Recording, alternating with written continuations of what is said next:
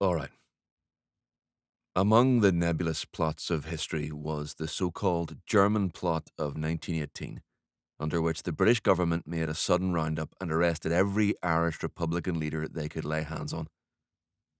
The plot was, as has been proved since, invented simply to crush the growing power of Sinn Féin and defeat the well-organised resistance towards conscription in Ireland. The rounded up prisoners were scattered about England in various jails, and Mr. de Valera, whose thrilling escape I am now about to relate, was imprisoned in Lincoln, away on the east coast, and far from all Irish contacts. And although the war was over when the escape took place, England was still an armed camp, with war conditions, and Lincoln a military town. I want to emphasise this as it magnified the difficulty of escape. We in Ireland thought that a general release of the leaders would follow the armistice on the Western Front, but weeks passed, and there was no sign of it. Then a significant letter arrived in Dublin from Lincoln Jail. It had been smuggled out by a friendly official who used to carry small but harmless messages. This time he carried dynamite, though he did not know it. The letter was from John O'Mahony to a friend in Leeds. It was written in three languages: Irish, English, and Latin. The first part of the letter was in English, intended to be read by the warder should he be curious enough to do so. In English, it demanded a bottle of wine for John.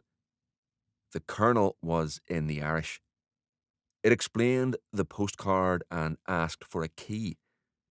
Details of the proposed escape were given. But in the meantime, the key had been made in Dublin.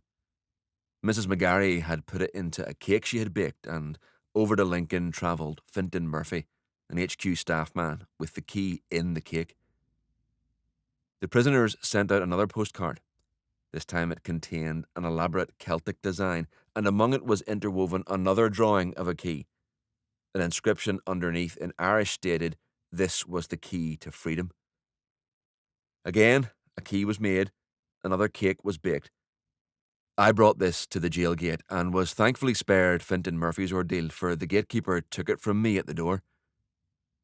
This key was tried out by Sean McGarry on a cell door, but it broke in the lock.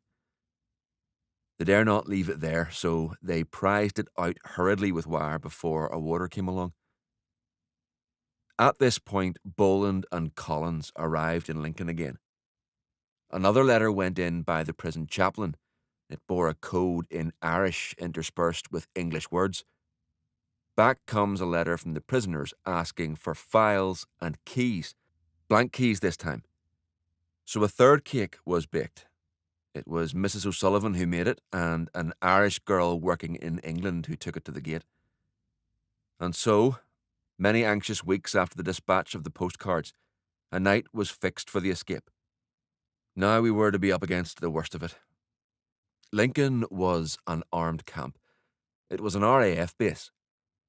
Opposite the back wall of the prison, near the gate marked as the escaping gate, was a large emergency hospital for troops.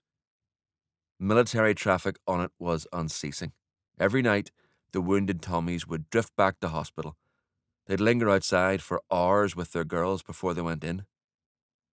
Now that the plan was ready, the whole of the Dublin headquarters staff came on the job. Every possible contingency was provided for.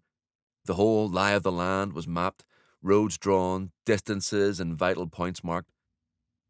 The night of February 3rd, just before lockup, was the time chosen. All along the route of escape, the Irishmen were at their posts. It was after dark when Collins and Boland arrived at the jail. Among our equipment was a coiled rope ladder which made an enormous parcel, heavier than any of the Lincoln cakes. This was to be the last resort. On the stroke of the appointed hour, Collins and Boland flashed their torch upwards from the dark fields outside. From a high jail window, a sudden light flashed in answer.